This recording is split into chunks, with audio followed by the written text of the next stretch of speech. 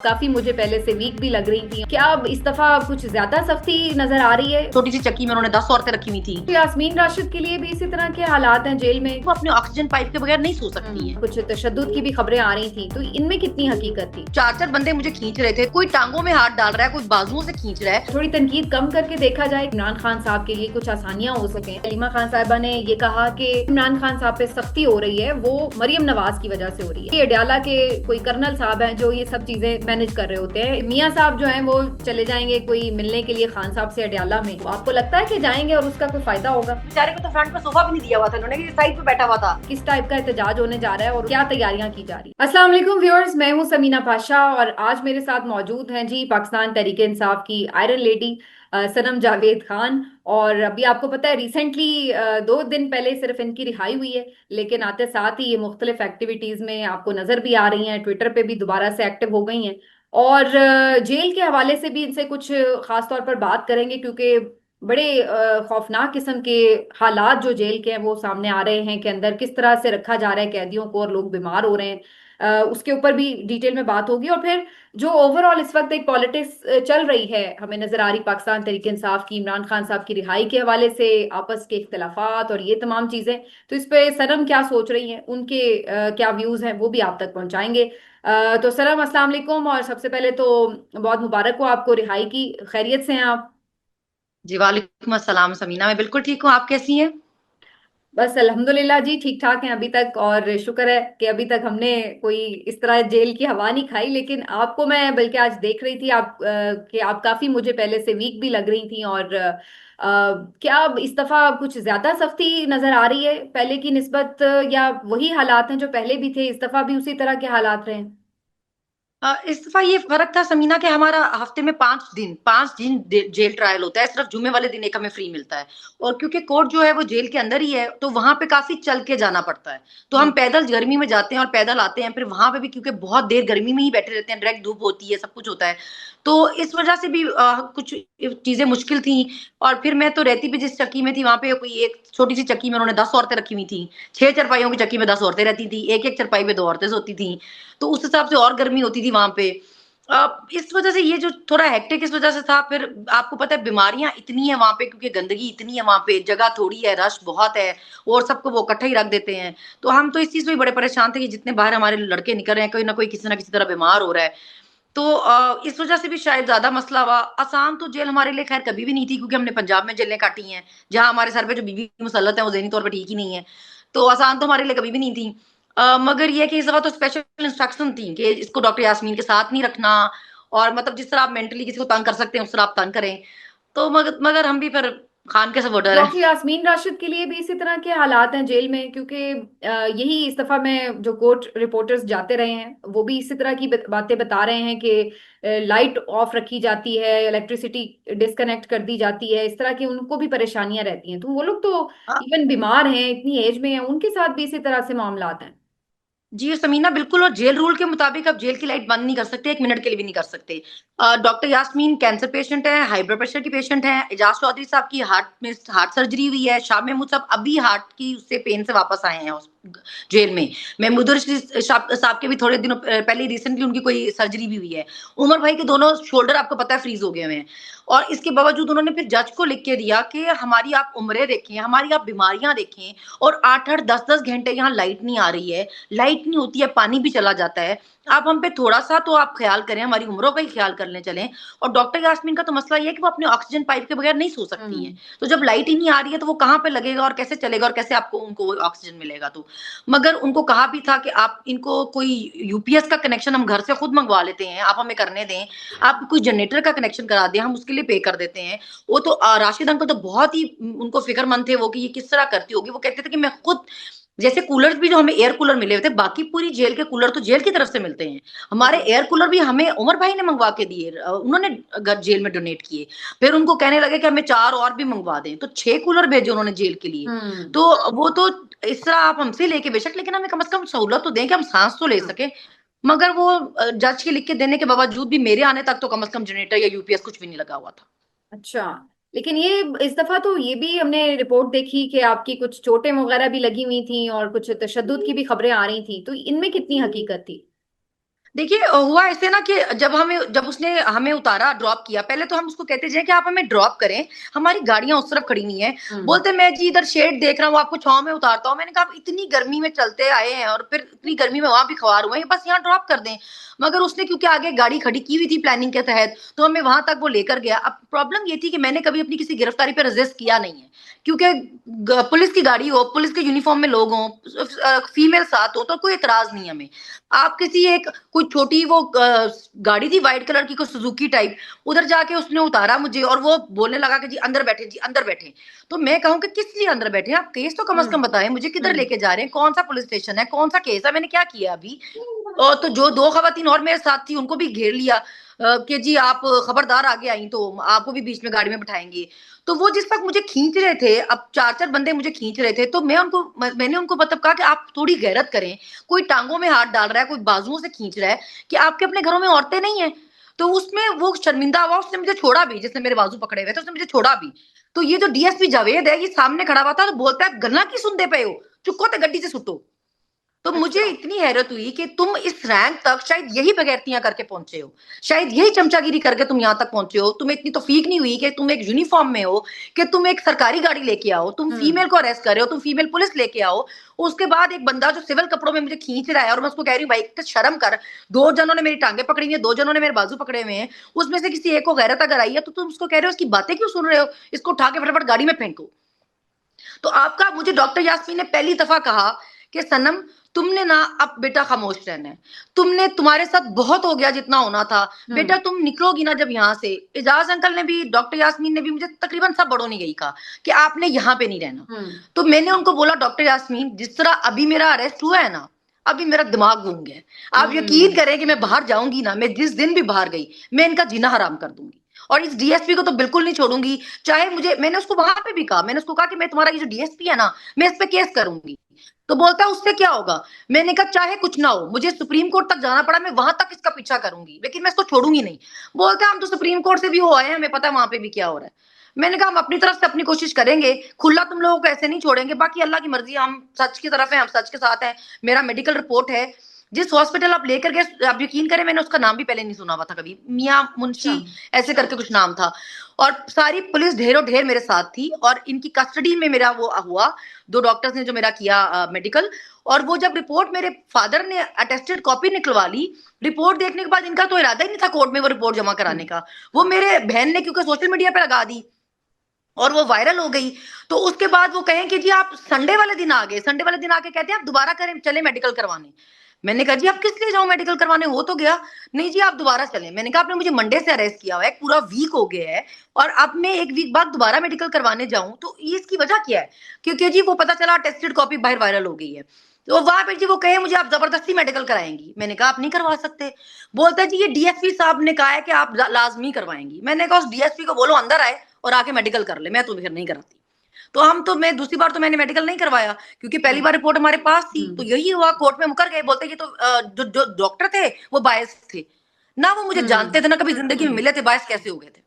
सही। तो वो दूसरा शायद इसीलिए करवाना चाहते हो ताकि कह सकें कि ओरिजिनल रिपोर्ट ये है, और इतने दिनों में ये जाहिर जी है कि वो वो चेंज वैसे ही। करवाना था ना फिर। हाँ, कि वो जख्म भी मुंदमिल हो जाते हैं अगर इतने दिनों में तो। जी खैर ये जाहिर है एक बहुत ही अफसोसनाक बात है, और किसी पर किसी तरह के भी चार्जेस हों, जाहिर है इसको तो किसी तरह भी कोई भी, मेरा ख्याल है उनकी तरफ के भी लोग जस्टिफाई नहीं कर सकते। लेकिन ये जो आपने बात की, इससे मैं इस बारे में मैं जरूर बात करना चाह रही हूँ कि जो आपको डॉक्टर यास्मीन राशिद ने भी समझाया, और बाकी लोग भी आई एम श्योर ये कहते हैं कि आप थोड़ा सा अगर मध्यम कर लें अपना लहजा, अगर थोड़ी सा ऐसी आप तनकीद कम कर दें, तो शायद आपको इस तरह इतनी सख्ती ना झेलनी पड़े। आपके बच्चे भी आपकी वजह से सफर करते हैं। बल्कि मैं इससे एक स्टेप आगे बढ़ते हुए ये भी कहूंगी कि अब तो लोग ये भी समझते हैं कि सोशल मीडिया पर जो बेजा तनकीद होती है, उसकी वजह से इमरान खान साहब को सफर करना पड़ रहा है, उनके ऊपर भी सख्तियां बढ़ जाती हैं जब उनके सोशल मीडिया के लोगों की वजह से इतनी ज्यादा तनकीद हो रही होती है, तो उधर भी सख्ती उन्हें भी भुगतना पड़ती है। तो आपके नजदीक ये थोड़ा सा अपना चेंज नहीं करनी चाहिए पॉलिसी के, थोड़ी तनकीद कम करके देखा जाए कि शायद कुछ बेहतरी आ सके। हुआ बात है एक्चुअली ये समीना के ये जब इन्होंने मुझे देखा पहली दफा, जब मैं अरेस्ट होने के बाद जेल गई, तो ये मेरे जो सारे जख्म थे ये देख के ये बहुत सारे, मतलब इनको बहुत बुरा लगा। तो ये सब इतना उन्होंने बोला कि जो इन्होंने तुम्हारे साथ किया है ना, और फिर सबको पता है कि मुझे पेश नहीं करना चाहते थे हम्म। वो, कि क्योंकि रिकॉर्डिंग हुई और हम्म। रिकॉर्डिंग में ये नाम ले रहे थे और बता रहे थे कि जी हमने इसको भी उठा लिया, इसके शोहर को भी उठा लिया, कर्नल साहब को पूछो उनकी करना है, और ये वो उस रिकॉर्डिंग के डर से, क्योंकि उन्होंने मेरे सामने ये बातचीत की, वो एक दूसरे को आंखों में पहले इशारे कर रहे थे, फिर बोलने लगे आ गई खबर, आ गई है साड़ी रिकॉर्डिंग चल पई है, कोई और किसी ने रिकॉर्ड करके दस जन पता नहीं चला, इस तरह करके वो मेरे सामने बात कर रहे थे ये, कि अब तो अच्छा, मतलब उसके बाद तो तो उन्होंने उसकी फीमेल वजह से पुलिस उन्हें वाली करना। बुलाई हम्म। और उसके बाद उन्होंने मुझे कोर्ट पेश किया, वरना उनका इरादा नहीं था। तो इसलिए जब मैंने इनको ये सब सारी बातें बताई, तो ये लोग सब पहली दफा ये लोग डरे कि ये अगर तुम्हें गायब कर देते, तो तुम्हारे बच्चे हैं छोटे छोटे, तुम एक लड़की हो, तो तुम्हें इसलिए बेटा एहतियात करनी चाहिए, क्योंकि इनसे हमें कोई उम्मीद नहीं रही हुई है ना। हम्म। तो ये क्या पता कि क्या इनके इरादे थे क्या नहीं थे, तो आप बेटा एहतियात करो। बल्कि जब मैं जिस दिन रिहाई हुई है मेरी, तो उससे अगले दिन मेरा ट्रायल था, तो मैं गई हूँ। तो मुझे डॉक्टर यास्मीन ने बोला कि पहली दफा ऐसा हुआ है सनम कि तुमने मेरी बात नहीं मानी। तो मैंने उनको कहा डॉक्टर यास्मीन मैं मतलब मैं चली जाऊंगी, लेकिन मुझे सिर्फ ये आप बता दें कि हम एक जबान है हमारे पास, हम वो भी इनकी मर्जी से क्यों खोले ना, हम क्यों इनकी मर्जी की बात करें, हम अपनी मर्जी की बात क्यों नहीं कर सकते। हम टैक्स पेयर हैं, हम इन सबकी तनख्वाहें दे रहे हैं, लेकिन हमारे पास हक नहीं है बात करने का। और ये जो हमारे पैसों पे मुलाजिम है, ये हमें बताते हैं कि तुमने हमारी ये तोहीन कर दी, तुमने हमारी ये तोहीन कर दी, ये तोहीन कर दी, मतलब ये इस तरह क्यों करें। उन्होंने कहा बेटा देखो तुम थोड़े दिन के लिए सिर्फ एहतियात कर लो। मैंने उनको बोला ठीक है, मगर मुझे आप यकीन करें कि मुझे इतना गुस्सा है इस दफा। मेरे लॉयर ने कोर्ट में खड़े होकर कहा कि आप 18 बार उस औरत को गिरफ्तार कर चुके हैं, और आप 18 दफा उसके साथ आपने जो सलूक किया, उसके बाद आप उम्मीद रखते हैं कि वो आपके कसीदे हम्म। पढ़ेगी, आपके लिए गजलें नज़में लिखेगी। ऑब्वियसली वो आपके कसीदे नहीं पढ़ेगी। इसके बावजूद उसने कहीं किसी चीज में कोई नाम नहीं लिखा हुआ, किसी को टैग नहीं किया हुआ, मेंशन नहीं किया हुआ।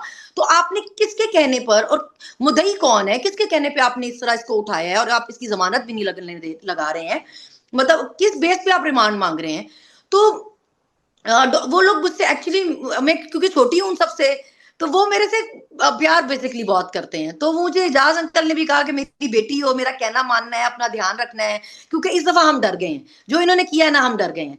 आप यकीन माने वो डीएसपी जावेद वहां पे आता है, तो डॉक्टर साहबा ने उसको देखा, तो डॉक्टर साहबा ने उसको इतना घूर के देखा, तो फिर एजाज अंकल को उसने सलाम किया, तो एजाज अंकल ने उसको देखा ऐसे और करते और इतना करके आगे चले गए। तो उसने उमर भाई से शिकायत की कि इसने सनम में ना कान भर दिए डॉक्टर यास्मीन के और एजाज चौधरी साहब के, तो इसलिए वो मेरे साथ इस तरह का सलूक करते हैं। मैंने तो ऐसा कुछ किया ही नहीं है, मैंने तो कुछ भी नहीं हम्म। किया हुआ। तो डॉक्टर यास्मीन ने कहा कि उमर इसको मेरी तरफ से कहना कि वक्त बदलना है और हमारा वक्त भी आना है, इंशाल्लाह तुम्हें जो है ना इस चीज को छोड़ेंगे नहीं, इसका बदला हम जरूर लेंगे जो किया हमारे साथ। तो वो मुझसे एक्चुअली करते बहुत है सारे ना, तो इसलिए उनको था कि बस अब हम डर नहीं, गए हैं इस लेकिन समझो। वो तो आपके पॉइंट ऑफ व्यू से तो ये बात समझ में आ रही है, लेकिन जो ओवरऑल एक तनकीद बहुत ज्यादा होती है सोशल मीडिया पर आप लोगों की, और मुख्तलिफ अकाउंट्स हैं उनकी तरफ से होती है। ये बहुत से तज्जियाकारों का ख्याल है कि अगर थोड़ा माहौल बेहतर करना है कि इमरान खान साहब के लिए कुछ आसानियां हो सकें, तो उसके लिए जरूरी है कि थोड़ा सा टेम्परेचर डाउन करने के लिए सोशल मीडिया पर तनकीद का सिलसिला कम हो और कुछ थोड़ी सी गुडविल जेस्चर दिखाया जाए। लेकिन इसके बरक्स ऐसा लगता है कि सोशल मीडिया जो है वो बिल्कुल तैयार बैठा होता है कि हम हर वक्त जो है वो तनकीद करें या जेर कर लें अपनी ताकत से या इस तरह। तो इसका तो तो उल्टा नुकसान ही हो रहा है आपके लीडर को। समीना ये तनकीद बर्दाश्त करने का हौसला करे ना। बड़ी कुर्सियों में बैठे हैं, बड़ी जिम्मेदारियां लेके बैठे हुए हैं, बड़ी तनख्वाह लेते हैं, बड़ी मरात लेते हैं, तो बातें भी सुन लें। मतलब बातें ही कर रहे हैं ना, आपको आपसे सवाल ही कर रहे हैं ना, गोली तो नहीं मार रहे आपको, आपने तो सीधी मुंह पे गोलियां मारी हैं। हम सीधी गोलियां तो नहीं मार रहे, सवाल ही करते हैं, बात ही करते हैं।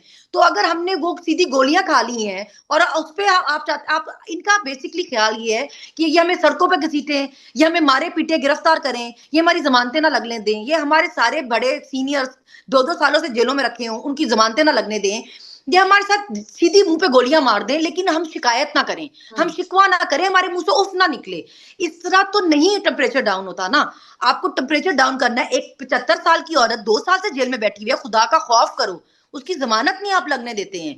कभी जज गायब, कभी प्रोसिक्यूटर गायब, कभी रिकॉर्ड गायब, कभी आईओ गायब, मतलब इस तरह के बहाने करते हैं कि आईओ साहब नहीं आए, उनकी खाला फौत हो गई और वो रिकॉर्ड भी उनके पास ही है, हम्म। सेंसरशिप बढ़ा है। एक अगली पेशी पे प्रोसिक्यूटर गायब हो गया, उससे अगली पेशी पे फिर आईओ गायब हुआ, बोला अब क्यों गायब हुआ है, बोलते हैं उसकी खाला बीमार हो गई है। हमने बोला ये अनोखी खाला है जो पहले मरी है और बाद में बीमार हुई है। मतलब उनको याद भी नहीं रहता कि हम झूठ क्या बोलते हैं बहाना क्या कोर्ट में। बनाया था पहले? पहले क्या बहाना बनाया था, अब पहले क्या बनाया कि होगा? खाला मर गई है, और अब अब ये बनाया सब कि वो बीमार हो गई है, बीमार वो हो गई है, तरतीब उल्टी हो गई है, लेकिन तरतीब उल्टी होगी, याद भी नहीं रहता उनको। तो सही। फिर ये झूठ के ये इस पाँव नहीं होता हुकूमत ना। में बैठे हैं, ये शुरुआत करें ना, दे जमानते हैं इन सबको, ये तरीके ठीक करें अपने, तनकीद खत्म हो जाएगी। हम्म। अगर आप ये एक्सपेक्ट करेंगे हमारे हम सब कुछ भुगतेंगे, झेलेंगे, देखेंगे, हमारे खानदान मारे खाएंगे।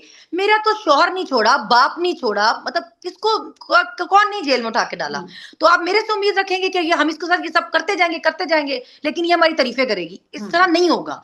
आप करें ना, हम बेवजह तनकीद नहीं कर रहे, हम जो हमारे साथ हो रहा है वो उस पर चीख लेकिन रहे हैं अब बस। एक एक एक डिफरेंस तो नजर आ रहा है, क्योंकि इधर जो जेल के आपके हैं सारे सीनियर लीडर्स, इन्होंने तो लेटर लिखा है कि बातचीत के जरिए, मुज़ाकरात के जरिए करने से मसला हल हो सकता है।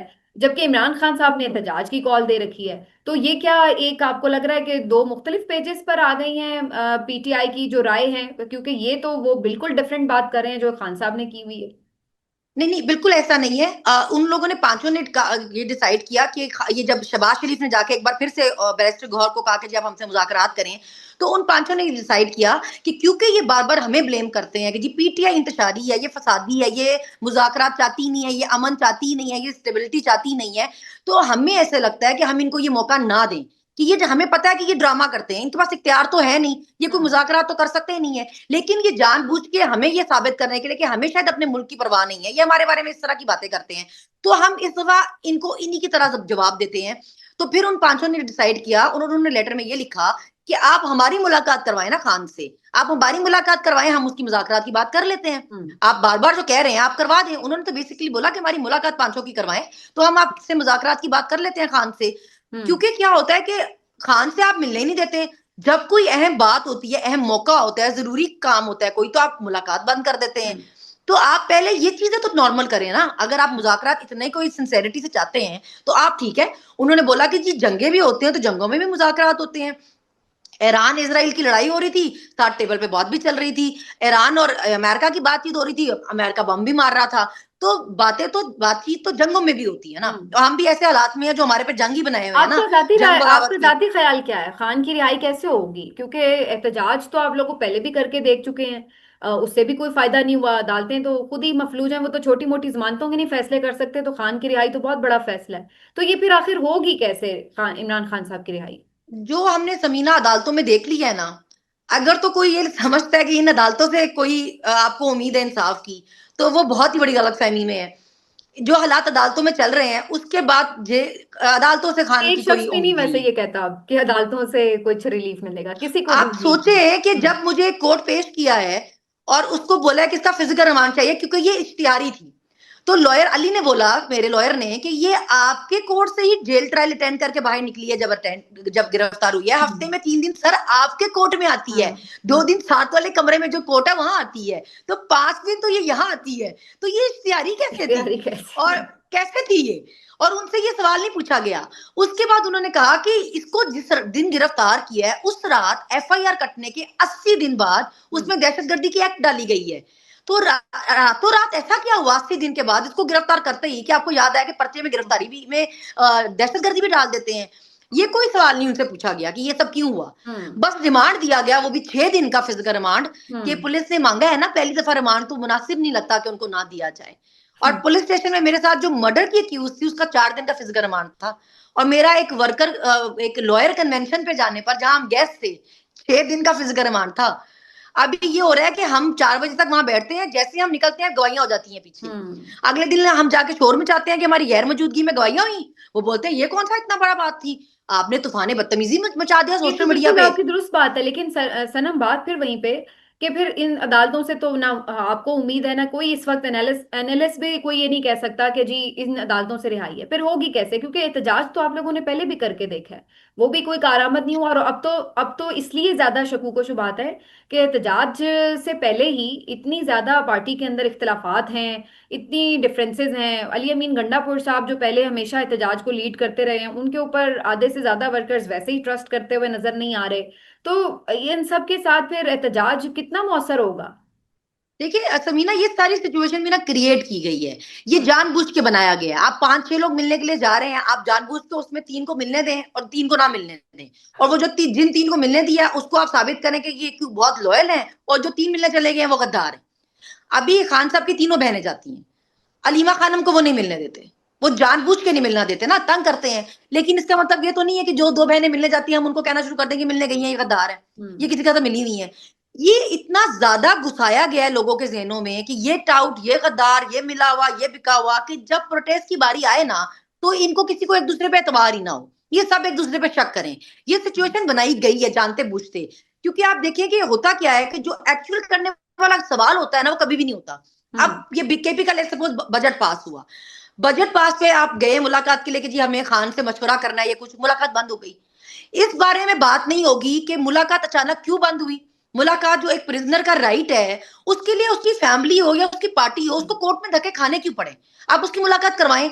ये जो जजेस हैं ये अपने फैसलों पे अमल दरामद क्यों नहीं करवा पा रहे, ये अपनी रिट क्यों नहीं कायम कर पा रहे। पर बात क्या होती है, बजट क्यों पास हुआ, आप ये क्यों नहीं सवाल करते कि ये सब चीजें मीडिया पे क्यों नहीं चल रही, ये जो ट्रायल है ये जेल में चोरी क्यों चल रहे हैं, इनकी मीडिया कवरेज क्यों नहीं है, ये अदालतों में क्यों नहीं चल रहे। आप असल करने वाले सवाल मिस करते हैं, और जो नॉन इशू होता है ना उसको आप उठा देते हैं। तो जो बीच में बड़े मसले हैं वो दब जाते हैं और ये लड़ाइयां पड़ के तफरीक हो जाती है। देखिए अलीमा खानम खुद बहुत बार कह चुकी हुई है कि ये जो मिर्च मसाला डालते हैं ना आप चीजों में, इसके बगैर भी आप काम कर सकते हैं। तो इख्तलाफात उतने होते नहीं है जितने क्रिएट किए जाते हैं, जितने बनाए जाते हैं, जितना उनको उछाला जाता है, और ये सिर्फ इसलिए है ताकि एक कोई प्रॉपर एहतजाज ना हो सके। लेकिन जो सिचुएशन है, जितने ढीठ और बेशरम ये हैं, मुझे नहीं लगता एहतजाज के बगैर कोई हल है, क्योंकि इनको तो कोई शर्म नहीं रही हुई। उनका तो वो हाल हो गया कि जी अब सबको पता ही है। आप ये बताएं सिर्फ कि यूनिवर्सिटीज में जाना या कॉलेजेस में जाना या स्कूल्स में जाना, वहां जाके लेक्चर्स देना बच्चों को, इसका क्या तुक है। ये आपका काम ही नहीं है, बयानियां बनाना आपका काम ही नहीं है, आपका काम हिफाजत है, आप वो नहीं कर रहे।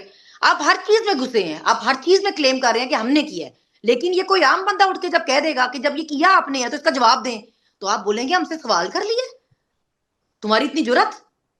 नहीं, लेकिन तो फिर कहे ना अब ना हम तो कर रहे हैं। वो जो ईमान दुरानी जिनका वीडियो भी बड़ी वायरल हुई है रिसेंटली, तो आपके साथ भी लोग बड़ा उनको कंपेयर कर रहे हैं, और बड़ा मैं देख रही थी लोग तो सर्वे करके पूछ भी रहे हैं कि आप अपने बच्चों को क्या बनाना चाहेंगे। तो ये आप कैसे अचानक मुकाबले में आ गई, जबकि आपने तो उनके बारे में कोई बात भी नहीं की थी। अच्छा, कोई भी ऐसी चीज हो, ये ईमान हो या इससे पहले ये आसिम मुनीर की बेटियों के लिए बात हो रही थी, मैंने कभी किसी के इस तरह की किसी कैंपेन में कभी पार्टिसिपेट नहीं किया, क्योंकि हमारी खुद 2 साल से लड़ाई ये है कि जो हमारे साथ हुआ, हम औरतें थी, हम माएं बहनें बेटियां थी, आपको किसी लीडर से जितना भी इख्तलाफ था, आप उसकी पार्टी हम्म। जितना भी खत्म करना चाहते थे, आपको इस हद तक नहीं जाना चाहिए था, आपको खवातीन तक नहीं जाना चाहिए था। तो जब हमारी अपनी लड़ाई है तो फिर मुझे ऐसा लगता है कि जब आपने बात करनी है ना, अपने दम पे करें। ये औरतों वाली में बिलीव नहीं करती। देखिए मरियम नवाज पे हम तनकीद करते हैं और बेहद करते हैं, इसलिए क्योंकि वो एक ओहदे पे है, वो जवाबदेह है, और वो जिस तरह वो हमारे लिए बात करती है फिर हम बात करते हैं। मगर ईमान की भी अगर आप बात देखें, जिस तरह वो लेक्चर दे रही थी, वो मैं आपको भी कह रही हूँ ना, स्कूल के बच्चों में इनका क्या काम है, इनका कोई काम ही नहीं है। देखिए अगर कोई लीडर चला जाए तो ये कहे कि जी पॉलिटिक्स घुसा दिया आपने यूनिवर्सिटी में, कॉलेज में, स्कूल में, आप क्यों गए। तो आप भी क्यों गए, आपका भी कोई काम नहीं है। जितनी लड़ाइयां हमारे बॉर्डर्स पे लगी हुई हैं हर तरफ, आपका तो सबका काम वहां पे है। तो फिर अब हम लिखेंगे कि जहां आपका काम है वहां चले जाएं, तो आप इतना बुरा मनाएंगे। आप वो अदालत में पेश करेंगे कि जी देखिए इसने लिखा हुआ था चले जाएं। आपको आपका काम करने के लिए कहा था भाई, गोली थोड़ी मारी थी आपको। हम्म। मगर उस पर भी वो एतराज करते हैं।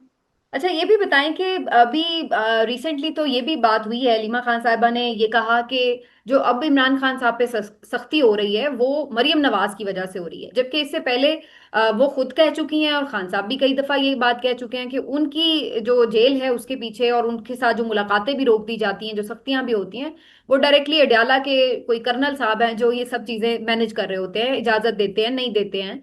लेकिन इस दफा एक बहुत डिफरेंट ट्वीट जो है कल देखने को मिला लीमा खान साहिबा का। एक तो ये भी देखिए जब बताइएगा कि आपकी राय में क्या है, क्या इस्टेब्लिशमेंट इस वक्त पीटीआई के मद्दे मुकाबिल है, या फिर पीएमएलएन या मरियम नवाज साहिबा मद्दे मुकाबिल है, और दूसरा ये कि क्या वाकई कोई तब्दीली आ गई है कि इस्टेब्लिशमेंट तो अब ठीक है, वो पीछे हो गई है और मरियम साहिबा जो है वो डायरेक्टली जेल कंट्रोल कर रही है। देखिए, जब मुझे भी अरेस्ट करते थे ना तो बोलते थे मरियम की फरमाइश पे रखा हुआ है, मरियम ये करती है, मरियम वो करती है। तो मैंने एक दिन अपने अब्बू को कहा, मैंने कहा अब्बू, जो बेचारी अपने दम पे खुद आ नहीं सकी, जो बेचारी माफिया तरले करके अपने केस माफ करवा के 2 नंबरियों से फॉर्म 47 बना के बैठी है, वो तो बेचारी की खुद की कहाँ इतनी कैपेसिटी है कि वो किसी के लिए कुछ कर सके। हाँ, इसकी फरमाइशें जरूर हो सकती हैं कि मेरे लिए ये कर दें या मेरे लिए उसको तंग कर दें, लेकिन आप यकीन करें, इसके सर पे अगर हाथ ना हो तो ये एक दिन हुकूमत में भी नहीं रह सकती। ऑर्डर देना या कुछ करवाना तो बड़ी दूर की बात है। मुझे नहीं समझ आई उन्होंने ये बयान क्यों दिया। शायद उनकी ये राय हो सकती है, हर किसी की राय का एहतराम है, मगर मुझे नहीं लगता कि उस बेचारी की इतनी हैसियत है कि वो अपने दम पे कुछ कर सकती है। अगर उसके पीछे हाथ ना हो, उसको सपोर्ट ना हो, तो ये जो सारी बदमाशी चल रही है ना, इतने जोगी वो है ही नहीं। उसमें तो इतनी अकल ही नहीं है बेचारी, उसको किसी बात का ही नहीं पता, ना उसको कोई बात करनी आती। वो उसका वाहिद इंटरेस्ट सिर्फ अपना मुंह है, अपने मुंह से वो बाहर ही नहीं निकलती। अपने मुंह से बाहर निकलेगी तो किसी का और का कुछ करेगी ना। वो इतना जो खर्चा करती है, उसको लगता है कि फिर हर कोई इस खर्चे को देखे भी। अब हमको तो डर पड़ गया, हमारे आईडी कार्ड पे भी उसकी फोटो ही ना लगा दे कहीं कि जबरदस्ती देखो भाई तुम, मेरा मुंह हर जगह ही देखो। तो हम्म। वो तो देखिए, वो ऐसी बंदी है जिसको और कोई कंसर्न नहीं है। वो ऐसी है जैसे वो शीशा हर वक्त देती रहे, भाई बस देखो ये मेरा मुंह देखो, मैं मुहर्रम भी की देखती हूँ तुम भी न्याज देखो। के बिरयानी के डब्बों पे भी मैंने आज देखा है कि उनकी तस्वीरें हैं, और पानी की सबीलों के ऊपर भी उनकी तस्वीरें लगी हुई हैं कि जी ये। मतलब मैं कभी कभी सोचती हूँ कि ये ज़हनी हालत की कौन सी हद होती होगी, और ये ऐसी कौन सी बीमारी होती होगी जिसमें आपकी हालत ऐसी हो जाती होगी। मगर शायद वो पैसे क्योंकि खुद पे काफी खर्च करती है, अपने कपड़ों जूतों पे। देखिए, जो लीडर होता है ना, लीडर का काम होता है अपनी कौम को बनाना, अपनी कौम के लिए उसके मसले हल करना, उसकी फलाह के लिए काम करना। लीडर का तो ये काम ही नहीं है कि वो चमक लचक कर बंद ठन कर और वो सारा दिन अपनी मुंह खुद भी देखता रहे और दुनिया को भी जबरदस्ती दिखाता रहे कि मेरा मुंह देखो। आप मॉडलिंग करने नहीं निकली हैं, आप एक्टर नहीं है जो आपको अपना मुंह दिखाने का इतना शौक है। अभी आप घर पे शीशे में खुद देखती रहे अगर आपको बहुत पसंद है तो। मगर ये कौन सा तरीका है कि आप जो चीज 4 ईंटें लगाए वहां फीता काटे और बोले मेरी फोटो लगा दो, अब मेरा नाम लगा दो। आप अखबार आप खोल लें, हर अखबार में पिक्चर है। और फिर आप चेक करें कि जो कवानीन पास करवाती हैं कि आप उसे इश्तेहारात पे जो करोड़ों लगा रही हैं, उसके बारे में कोई सवाल भी नहीं कर सकता, और ऐसे कानून पास हो जाते हैं। आप केपी में भी गवर्नमेंट है, एक वाहिद गवर्नमेंट है जो लोगों के वोट से आई हुई है, जो एक्चुअल गवर्नमेंट है, जो फॉर्म 47 पे नहीं बनी हुई। वहां तो ये कानून पास नहीं हो रहे कि हमारे लिए किसी ने बात की तो सीएम की शान में गुस्ताखी में इसको उठा लो। सीएम जो है ही लोगों आवाम को जवाब दे, जो आया ही उनके वोट पे है, वो ये कानून कैसे पास ही कैसे करवा सकता है, आप इतना बताएं। पर क्योंकि वो जमहूरी तरीके से आई नहीं है, वो वोट लेके आई नहीं है ना, उसको जमहूरियत की अलग बेपता है, तो वो इस तरह के कानून पास करवा के बस सारा दिन वो लेपा पोती करके अपने मुंह पे उसी की वो प्रमोशन में लगी रहती है बस। तो आप यानी लीडर होते हैं, आप शो पीस नहीं है। इसका ये मतलब है कि ध्यान में जो रखना चाहिए। आप लोगों को यही लगता है कि जो आपकी पार्टी इस वक्त निशाने पर है तो उसके पीछे इस्टेब्लिशमेंट है, और इस्टेब्लिशमेंट ही के साथ आपकी एक जद्दोजहद जारी है उन्हीं के स्ट्रगल के अगेंस्ट। आपको लगता है कि कोई और पार्टी आपके साथ इस स्ट्रगल को ज्वाइन करेगी? देखिए, अब मुझे बहुत अफसोस होता है इस बात पे, स्पेशली बिलावल भुट्टो पे, कि तुम्हारे नाना ने जान दी जमहूरियत के लिए, तुम्हारी माँ ने जान दी जमहूरियत के लिए। चलो, इनका तो कोई बैकग्राउंड है ही नहीं ना, नून लीग वालों का तो कोई बैकग्राउंड है ही नहीं, उनसे क्या शिकवा करना। मगर बीबी की और भुट्टो की बड़ी कुर्बानी है जी, इसके पूरे खानदान की, इसकी नानी की कितनी मारे खाई नहीं है, इसकी माँ कैसे कैसे जेलों में रुली हुई है। आप एक एक बाहर दुनिया में, बाहर मुल्क में, अमेरिका आपके प्राइम मिनिस्टर को नहीं बुला रहा, नायब वजीर आजम को भी नहीं बुला रहा, वजीर खारजा को नहीं बुला रहा, वजीर दफा को नहीं बुला रहा, वो किसी को, किसी अवामी नुमाइंदे को नहीं बुला रहा। वहां पे कौन जाता है? आपका आर्मी चीफ, बहुत काबिल इज्जत होंगे, मगर उनका इख्तियार नहीं है ना जंग करना या रोकना, उनके इख्तियार भी नहीं है। ये तो वजीर आजम के ऑर्डर पे होनी है या रुकनी है। वो तो सिर्फ एक मातहत मुलाजिम है, जिन्होंने ऑर्डर मानना है, उनको बोलना है कि भैया आपने ये करना है, उन्होंने करना है। लेकिन क्योंकि दुनिया को भी पता है कि पाकिस्तान में क्या चल रहा है और किसकी हुकूमत है, तो वो भी उनको बुला के शुक्रिया अदा करते हैं, जिनका शुक्रिया अदा करना बनता ही नहीं है, जिनकी ड्यूटी थी जो उन्होंने की। उनका तो काम ही वही था। जो मुजाकरात हैं या सीज फायर है, वो तो गवर्नमेंट का फैसला होता है, गवर्नमेंट ने करना होता है, हम्म। शुक्रिया भी उसमें बनता है उनका भी। पर जिस तरह फखरिया खड़े होकर उसको अप्रिशिएट किया गया कि जी वाह बुलाया गया है, हमें बड़ी खुशी है, लंच दिया गया है, हर किसने नहीं किया, भुट्टो, बिलावल भुट्टो ने किया, ये नून लीग ने किया। तो हम बोलते थे कि क्या सीट में या पावर पे रहना इतना जरूरी है कि आप उसके लिए बिल्कुल, और नून लीग का तो बयानिया था भाई वोट को इज्जत दो। तो हम्म। आप कैसे इतनी आसानी से बिल्कुल ही लेट गए कि इस पे शर्मिंदा भी नहीं हो रहे कि आप लोगों को कोई मुंह ही नहीं लगाता है। और आप कहते हैं कि ठीक है, जैसी भी हालात है, जमहूरियत जो भी है देखी जाएगी, अल्लाह ला खैर सलाह, और बस हम हम्म। हुकूमत में बैठे अब नहीं तो किसी वैसे ये तरह। भी सुनने में आ तो रहा है कि पहले सुनने में आ रहा था, अब तो खैर तरदीद हो रही है कि मियां साहब जो हैं वो चले जाएंगे कोई मिलने के लिए खान साहब से अडयाला में। तो आपको लगता है कि जाएंगे और उसका कोई फायदा होगा? देखिए, मैं तो एक दिन वो एक टीवी पे कोई एक इवेंट हो रहा था, तो मैंने जेल में देखा, मरियम बीवी बैठी हुई थी फ्रंट पे, साथ उनका भाई बैठा हुआ था, तो उस बेचारे को तो फ्रंट पे सोफा भी नहीं दिया हुआ था उन्होंने, साइड पे बैठा हुआ था, आधे मुंह और गर्दन पे मास्क लगा के बेचारा वहां बैठा हुआ था। कोई आप देखे ना उसको पुराने माल की तरह, जैसे घर में पुराना सामान पड़ा होता है, उसको उन्होंने पुरानी इमारतें और सकाफत का कोई चीज दी है। उसके घर वाले उसको इज्जत नहीं दे रहे बेचारे, उसके घर वाले उसको नहीं पूछ रहे, तो उस खान के पास जाके वो क्या ही कर लेगा। वो तो पता नहीं, शायद उसको जबरदस्ती यहाँ पे बिठाया हुआ है कि तू बाहर नहीं जा सकता। तो वो तो आपको कहीं नजर आता है ना, वो बोलता है ना नजर आता है, ना कोई किसी तीन में ना तेरहों में है। तो वो क्या ही कर लेगा खान के पास जाकर, और उसकी जब कोई हैसियत ही नहीं बेचारे की, तो जब खान ये बात करता है कि मैं इनसे बात नहीं करूंगा, तो वो सही करता है ना, जब इनकी हैसियत ही कोई नहीं तो इनसे बात करके क्या करेगा। वो तो बेचारा खुद पुराने माल की तरह पड़ा हुआ है अपने घर में। हम्म। तो बहरहाल अभी तो ये ऐसा ही लग रहा है कि टफ टाइम्स हैं, और एहतजाज अभी होता हुआ फिलहाल तो लग नहीं रहा कि कोई फौरन कल परसों से कोई स्टार्ट हो जाएगा। लेकिन कुछ तैयारियां नजर आ रही हैं आपको कि कोई आपके साथ भी कोई प्लानिंग शेयर हुई हो कि जी अब इस दफा हम डिफरेंट एहतजाज करें, क्योंकि अब लॉन्ग मार्च तो नहीं जा रहा, तो एहतजाज के हवाले से कुछ हमें जाते जाते खबर दे जाएं कि किस टाइप का एहतजाज होने जा रहा है और उसमें क्या तैयारियां की जा रही हैं। देखिए, अभी तक तो ये खान साहब ने बताना है, मुहर्रम के बाद ही जब उनसे मुलाकात होगी तो लाया मल तो उन्होंने ही देना है। लेकिन एहतजाज की तैयारी में इतना मुझे पता है कि पीटीआई को अब तैयारी की जरूरत नहीं है। हमने इतना एहतजाज किया, इतनी मारे खाई है, इतना कुछ देखा है, हमें तो लगता है हमारे लिए एहतजाज यही है कि आज है ओके हम बाहर आ रहे हैं। तो हमने तो एहतजाज में इसी तरह ही निकलना है। और खान के अब मैं कहती हूँ वो बहुत लकी है, अल्लाह ने उसको ऐसी किस्मत दी है कि उसको बहुत चाहने वाला सपोर्टर मिला है, जिनको कोई लालच नहीं है, जो किसी वजह से नहीं निकलते, जिनके पास कोई ओहदे नहीं भी है, उनको कोई मसला नहीं इस पे, वो खान की मोहब्बत में निकलते हैं। और वो जब अपने लोगों को आवाज देगा ना, उसके लोग उसके लिए निकलेंगे, क्योंकि उनको पता है कि वो हमारे लिए जेल में बैठा हुआ है। वो जब चाहता वो ये मुश्किलात खत्म करके जा सकता था, वो अपने लिए आसानियां कर सकता था। वो हमारे लिए जेल में बैठा हुआ है, हमारे पे कर्ज है उसका, वो जब आवाज देगा हम तब निकलेंगे। अच्छा, लेकिन सनम अगर खान साहब ने खुद ही एस्टेब्लिशमेंट से हाथ मिला लिया और उनके लिए कोई रास्ता फ्राहम कर दिया, तो फिर आप लोग इस चीज को कबूल कर लेंगे कि क्योंकि खान साहब आपके लीडर हैं, उन्होंने जो एक फैसला किया उसको कबूल कर लिया जाए, या फिर आप खान साहब पे भी इस बात पे तनकीद करेंगे कि हम इसी एस्टेब्लिशमेंट के खिलाफ खड़े हुए और आपने इन्हीं को दोस्त बना लिया। आपको पता है कि जो पांचों ने जेल में से खत लिखा है, वो उन्होंने लिखा है कि आप जो हुकूमत है, जो जमहूरी लोग हैं, उनसे बात करें, उनसे मुज़ाकरात करने चाहिए। ये उन पांचों का पॉइंट ऑफ व्यू है कि चाहे आपके जो मर्जी हालात हो, जैसे मर्जी हालात हो, सबको मिलके ये चीज डिसाइड करनी चाहिए एक दफा ही कि जमहूरी लोग जमहूर पे हुकूमत करेंगे, मुल्क पे हुकूमत करेंगे, इनके इख्तियारात खत्म होने चाहिए। तो वो पांचों तो इस फेवर में बिल्कुल भी नहीं है कि इनसे बातचीत होनी चाहिए। दूसरा, खान ने खुद भी कहा है कि उसके साथ तो जो इन्होंने किया है, जो जो ज्यादती जुल्म किया है, वो माफ कर देगा, लेकिन जो उसके लोगों के साथ जुल्म हुआ है इस दफा, वो माफ नहीं करेगा। और मुझे लगता है इतनी कुर्बानी देने के बाद, इतनी मुश्किलें काटने के बाद माफ करना बनता भी नहीं है। इस तरह तो ये सिलसिला कभी नहीं रुकेगा, क्योंकि उनको पता है कि हम कुछ भी करेंगे हमें माफिया ही मिलनी है बाद में, हमें कोई पूछेगा नहीं, कभी एहतसाब होना ही नहीं। तो मेरा ओपिनियन ये है कि माफी मिलनी नहीं चाहिए। बाकी खान तो आपको पता है रहम दिल है, वो तो कहते हैं मेरे साथ जो है माफ कर दूंगा, लेकिन हमें उम्मीद है इस तरह हमारे साथ हुआ वो माफ नहीं करेंगे। चलिए, बहुत बहुत शुक्रिया आपका सनम, थैंक यू सो मच, आपने वक्त दिया। अपना ख्याल भी रखें और अपने आप को महफूज भी रखें, और हम चाहेंगे कि दोबारा आपको जेल ना जाना पड़े और आप अपने बच्चों के साथ मौजूद रहें उनके सर पर। बहुत शुक्रिया एक दफा फिर से आपका, इंशाल्लाह फिर आपसे बात होगी। प्लेजर तो प्लेजर नाज़रीन, समीना। सनम जावेद का इंटरव्यू आपने देखा, उनके ख्यालात जाने, मिलते हैं आपसे अगले वीलॉग में, अपना ख्याल रखिए, अल्लाह हाफिज।